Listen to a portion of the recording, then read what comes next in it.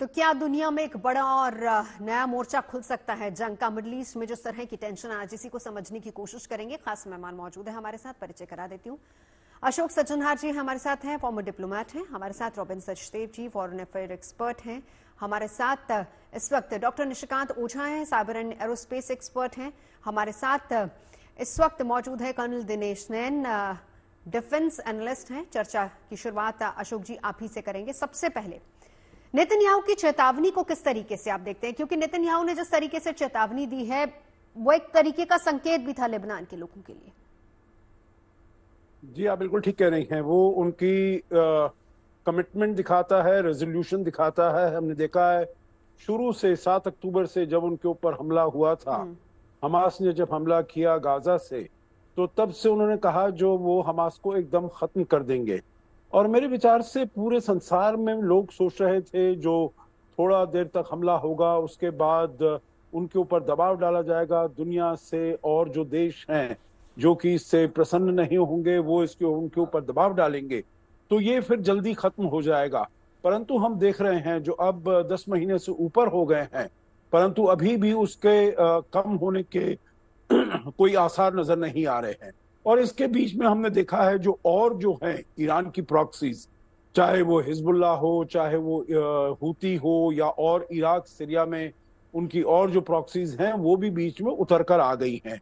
और वो मेरे विचार से पूरे तरीके से युद्ध में शामिल नहीं होना चाहते, परंतु थोड़ा बहुत, जैसे हूती भी वहां पर रेड सी में और वहां पर शिपिंग को अटैक कर रही हैं, काफी नुकसान पहुंचा है उससे। और हिजबुल्लाह भी जो नॉर्थ इजराइल के क्षेत्र है उनमें वो अटैक किए जा रहे हैं।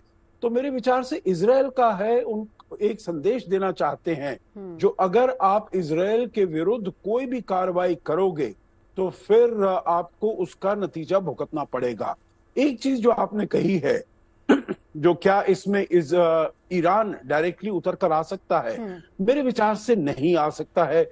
आपने बताया जो ईरान 14वें स्थान पर है, इजराइल 17वें स्थान पर है, परंतु मेरे विचार से अगर ईरान आता है इसमें तो यकीनन और भी देश, अमेरिका है, पश्चिम के देश हैं, यहाँ तक कि मध्य एशिया के जो देश हैं वो भी आ जाएंगे ईरान के विरुद्ध तो सर फिर एक तरीके से वर्ल्ड वॉर वाली स्थिति पैदा हो जाएगी। जी वो तो फिर अगर ऐसा होता है तो क्या फिर वर्ल्ड वॉर वाली स्थिति पैदा होगी?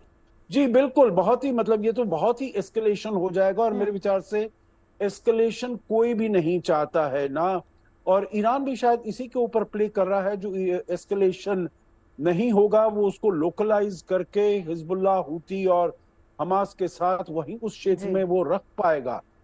तो ये हमें आगे देखना होगा, परंतु मुझे नहीं लगता है जो ईरान इसमें एंटर करेगा। लेकिन अशोक जी देखिए, सामने ना सही लेकिन बैकडोर से कहीं ना कहीं दुनिया दो खेमों में बटी नजर जरूर आ रही है। उस पर आगे चर्चा करेंगे, लेकिन उससे पहले रोबिन जी देखिए, पहले पेजर बम, फिर वॉकी टॉकी, और अब उन घरों पर हमले की बात जहां पर हिजबुल्लाह ने अपने हथियार छिपाए हैं। नेतन्याहू ने जो बात कही या फिर उनके ट्वीट से जो बातें सामने आई हैं, आम लोगों की मानसिकता पर कितना असर होगा?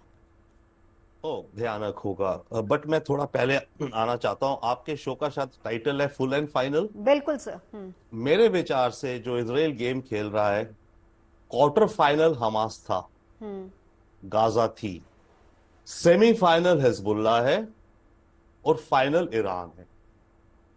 ये इजराइल की स्ट्रैटेजी है, क्लियर कट।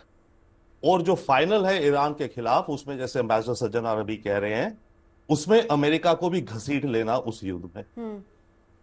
ये इजराइल का क्लियर कट ट्रैजेक्टरी दिखता है हमको। वन, सेकेंडली नेतन्याहू की जो वार्निंग है, ये एम्बेसडर ने I mean he laid out very nicely. मैं इसमें एक पॉइंट और देखता हूं। नेतन्याहू की वार्निंग का एक और मकसद है, वो लेबनान में आपस में डिविजन्स क्रिएट करना चाह रहे हैं। देखिए, हिजबुल्लाह एक मिलिशिया है, एक ग्रुप है शिया मुस्लिम्स का, राइट, जो करीब 33% है लेबनान में, वॉट, राइट। लेबनान की सरकार अलग है और लेबनान की पॉपुलेशन भी तो है बाकी। तो नेतन्याहू ये कह रहे हैं, और इसीलिए वो सिविलियन टारगेट्स पे भी अटैक कर रहा है। वो ये कह रहे हैं सिविलियंस को कि हिजबुल्लाह से आप अलग हो जाओ, इसे आइसोलेट करो, हिजबुल्लाह आपके लिए और आपके देश के लिए अच्छा नहीं है। तो उसकी वार्निंग इस एंगल से भी है, हिजबुल्लाह को आइसोलेट कराना, हिजबुल्लाह की क्रेडिबिलिटी या जो भी कहिए आप, उसकी जो है देश के अंदर लोग उसे ब्लेम करना शुरू कर दें। जो हो रहा है, राइट। एंड तीसरा पॉइंट, यस, अभी जो बात हो रही थी ईरान की डायरेक्ट एंट्री, नो, देखिए ईरान और इजराइल 14-17 जो रैंकिंग है, किस बेसिस की है, मेरे ख्याल से रैंकिंग्स के बेस अब गलत हो गए हैं। वो कैलकुलेट कर रहे होंगे कि ईरान की मिलिट्री कितनी है और ये है वो एटसेट्रा, राइट। इस अगर इजराइल ईरान को आप कंपेयर करेंगे तो लैंड इन दोनों की वॉर तो होगी नहीं, इतने दूर हैं। और एयर जो होगा वो ईरान जो भी अटैक करेगा, ईरान की कैपेबिलिटीज एयरफोर्स की ज्यादा नहीं है, हाँ उसकी मिसाइल्स वगैरह चीजों की होंगी। उन सबको अमेरिकन, नेटो और इजराइल मिलकर रोक देंगे इजराइल आने से पहले।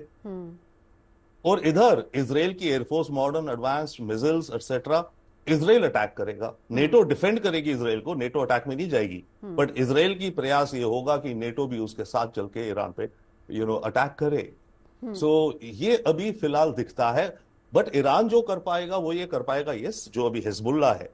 पर ये बात है, हिजबुल्ला भी इनकी कठपुतली नहीं है, ओके। ये नहीं है कि ईरान ने बोला हिजबुल्ला को आज तुम लॉन्च कर दो अटैक, वो करे ना करे उनकी भी अलग मर्जी है, राइट। तो बट ईरान के पास वो अपॉर्चुनिटी है कि हिजबुल्ला के थ्रू, और इराक और सीरिया में जिहादी ग्रुप्स हैं, इराक का सरकार नहीं, नेशन नहीं, बट जिहादी ग्रुप्स हैं जो अपने को एक्सिस रेजिस्टेंस कहते हैं, इराक में भी सीरिया में भी। तो वो जिहादी ग्रुप्स जो इराक सीरिया के हैं वो आकर के यहाँ हिजबुल्ला पे आ जाएं, क्योंकि लैंड बॉर्डर्स हैं, सीरिया से आ जाएंगे बंदे, राइट।